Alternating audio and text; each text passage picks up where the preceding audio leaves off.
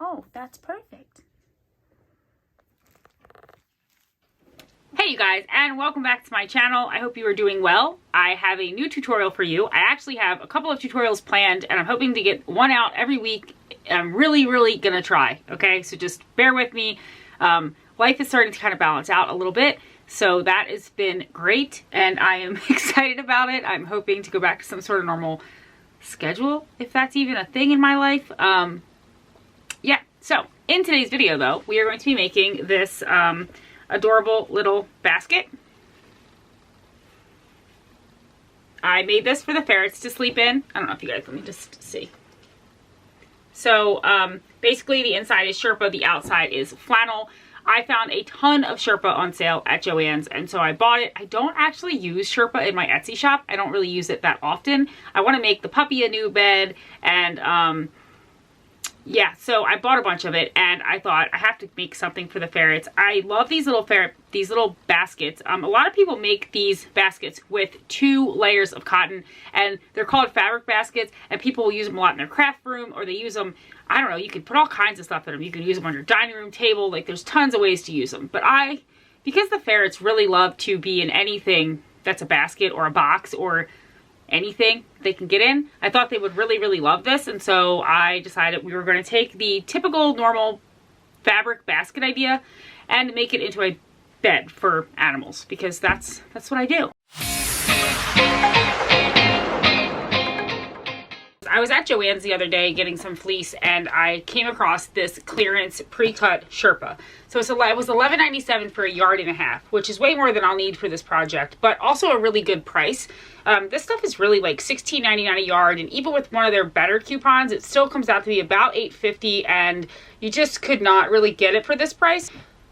So I'm going to be using this for the inside, and normally when you make a fleece basket, you just use cotton for the inside and the outside. But for me, I want it to be super soft. So I'm going to be using Sherpa for the inside. You could also use fleece. I'm going to be using flannel for the outside. So I have this really cute bee print. I don't even know if you guys can see because it's kind of, the bees are kind of small, but it's bees and I think daisies. Don't hold me to that. I'm not a flower expert. Also, normally what you would do is you would line your fabrics with a stabilizer, like a Pellon. I am going to, instead of using Pellon fusible fleece, which is what I normally use, but you could absolutely use that for this, I'm going to go a little bit more sturdy, and I went out and I got fusible flex foam. This stuff is also kind of expensive, but I really wanted the basket to hold its shape, and I wanted it to just hold up like a little bit better than fusible fleece. It's going to be a little bit bigger, and I just really wanted it to be stable, and this is kind of cushiony also, so because it's a foam. So this is fusible on one side, and so I'm going to attach it to this part. I don't really want to try to iron fusible anything to the Sherpa, so I'm going to do it to this because I think it would be better. I think it would just work out better and not burn the Sherpa. So I'm only going to use this on one of these, and so we're going to cut everything out, and I'm going to show you guys exactly how I'm going to do this.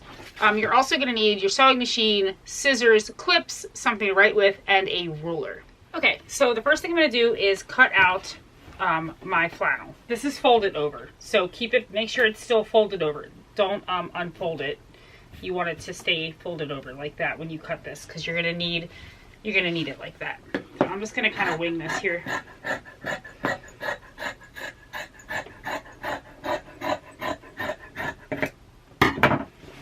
Okay, so now that you have your fabric cut out, you're going to want to unfold it. Now fold it back so that the right sides are facing together.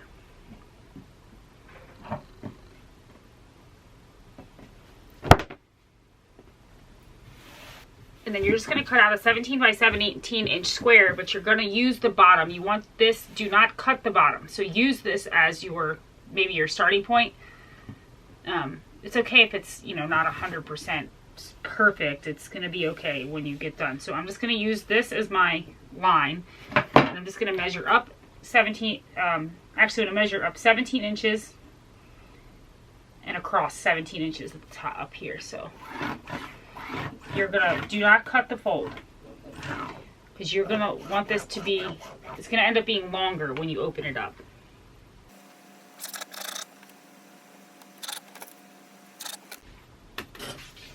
Okay, so this is my 17-inch square. So remember, don't cut the fold. It's important.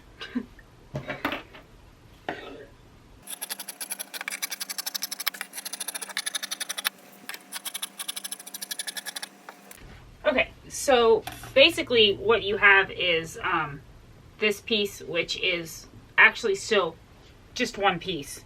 But that's okay, that's what we want. I'll try to line that back up. I would maybe not open yours up. I just did that so you guys could see why I didn't cut on the fold. Now what you're going to do is on the side where the fold is, so at the bottom, you're going to measure a 4-inch square on each corner. Now I'm using this ruler, but honestly, as long as you can measure 4 inches, it doesn't really matter. So I'm just going to come in. I do not like these rulers. Okay. Sorry, I'm not a quilter, y'all. I am just not. All right, there we go. That is much easier for me. So I'm just going to draw lines like this.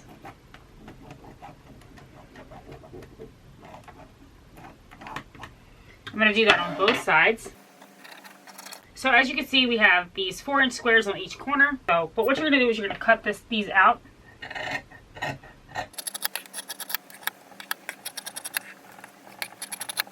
All right, and then you can, I mean, I'm going to clip mine because y'all know, if you've watched my tutorials, I'm a bit of a little bit OCD about the clips. I'm sorry if you hear scratching. My cat wants to come in here really bad, and I don't typically let them in the sewing room because it's my Etsy shop sewing room, and I don't like the animals in here because I don't want people's stuff to be fuzzy. I think if they want to buy animal stuff for their animals, they should make it fuzzy with their own animal's fuzz and not mine. So I'm just going to set this aside for a second. I'm going to go and I'm going to cut a piece of Sherpa the exact same way, in the exact same size.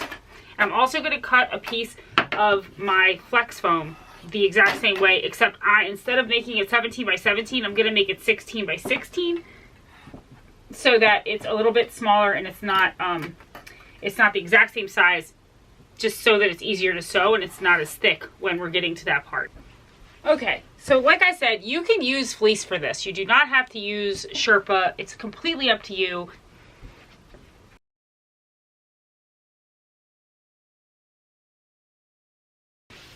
All right, so what we're gonna do now is iron on the flex foam. Now remember, I'm not gonna iron anything onto the Sherpa because I just don't think it will end well. I am going to unclip these, so I'm not even exactly sure why I clipped these in the first place. But, alright, so I'm going to lay this down. The side that is fusible will be more rough, just so you know. So I'm going to lay the rough side facing up, and then I'm going to lay this down on top of it. Because remember, we're going to fuse this onto here. Okay, so there should be about a 1/2 inch where there's no foam around the whole thing. Remember, this is the fusible side. You don't want to iron on top of the fusible, so you have to iron on top of your outer fabric. You want to put this on a wool steam setting and just hold it down for about 10 seconds.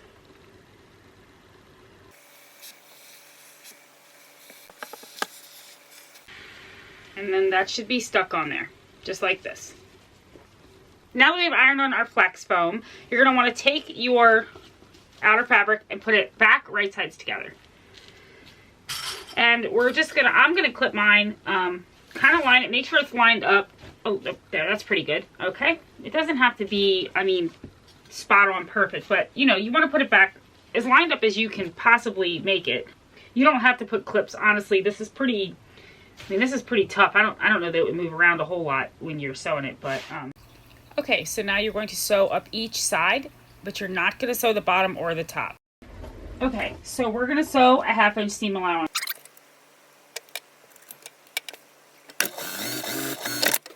Okay, so I'm leaving the towel down because with this being white and the table being white, I think you guys can see a little bit better with the towel down. So now you've sewn this, what we're going to do now is we need to create our box corners. So you're going to grab your outer fabric and you're going to pull it you're going to pull these corners until it goes flat like this. You're going to just create a line you want to, now I'm going to clip this because the foam would make it hard to sew this if I didn't hold it down in place. And you're going to want to just make sure your fabric, there's nothing tucked in or sticking out. All right.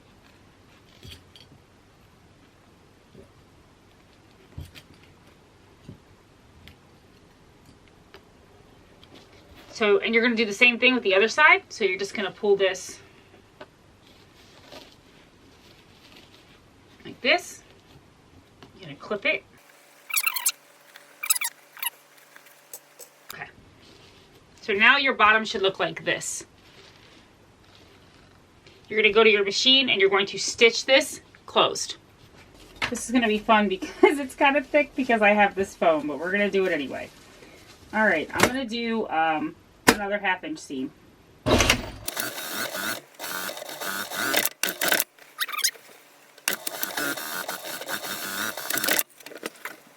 All right, so you should have something that looks like this now.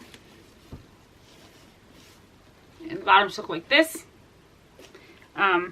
You can kind of cut a little bit of the excess off. Just don't cut your seams. Just going to cut a little. I don't really think this matters. It's going to be on the inside. No one's seeing it anyway. But with your inner fabric, you're going to sew up both sides, except on one side you're going to leave a 4 to 5 inch opening so that at the end you can flip everything right side out. Okay, so we're going to do the same thing. You're going to grab your edges and you're just going to go like this. Again, I'm going to clip just for my own, mainly for the tutorial, but also just because this is Sherpa is very slippery and I want to make sure that we don't miss anything, that everything is held together real good as we're stitching so that you're not accidentally missing anything and not stitching it. We're going to do the same thing on this side.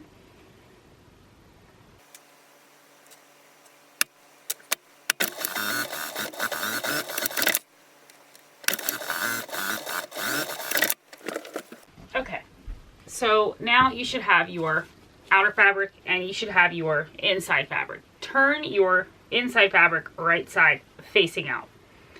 It should look just like that. Now what you're going to do is you're going to sit this inside of here, right sides together.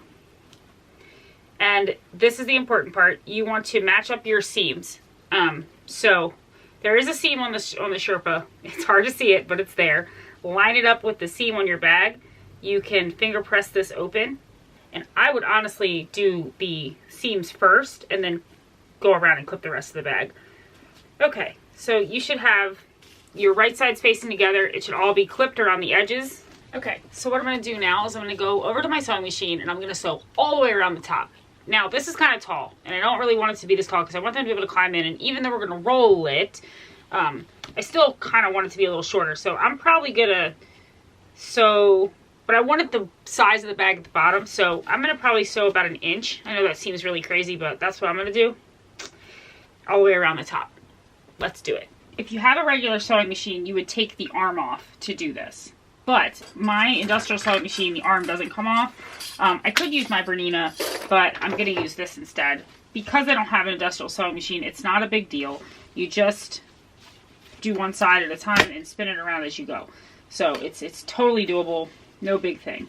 I'm going to come into my inch mark, and I'm just going to sew all the way around.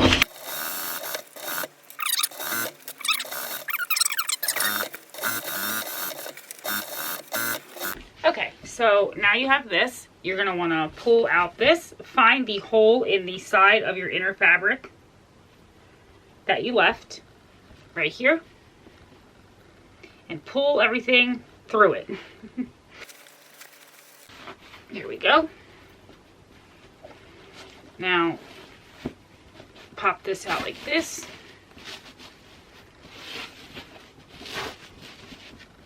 Pop your corners. And before you stick this back in, you need to stitch this opening closed. So you can do this by hand using a blind stitch. I am just going to stitch it. You don't really see a lot of the stitching in the Sherpa, so it'll hide it pretty well. So I'm just going to roll in like roll it, tuck it in so that you can't see it. I'm going to clip it and I'm just going to stitch right down the side. If you're using fleece or something like that, you might want to blind stitch it because you might see the stitching. With Sherpa, you won't probably see the stitching at all. So I'm just going to go ahead and stitch it. Okay, so I've stitched the side, and like I said, with the Sherpa, you can't even tell that that's been done. So what we're going to do now is you're going to shove your inner fabric inside, and you should have something like this.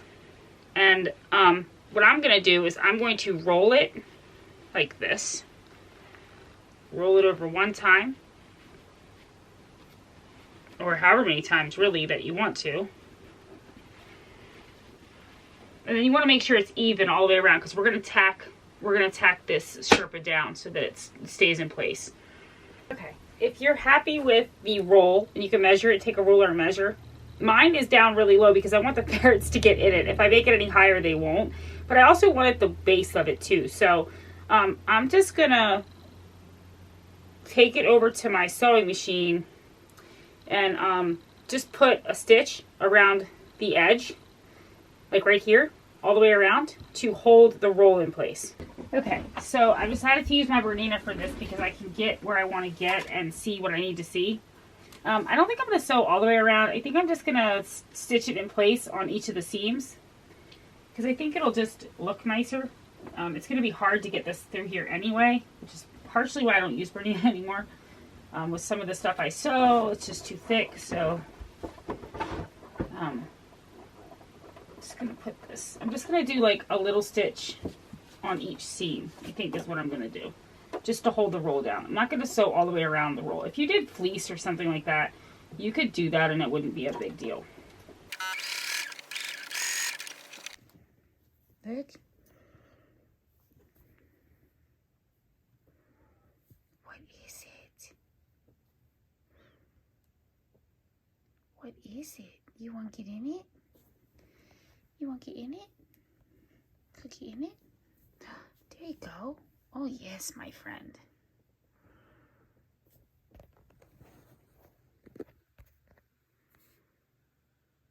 Gotta get in it. Get in it. I'll help you.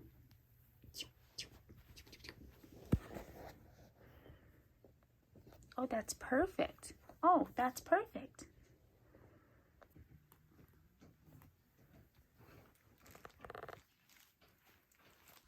What are you doing in here? What are you doing? Oh, it's so cute, little Luz.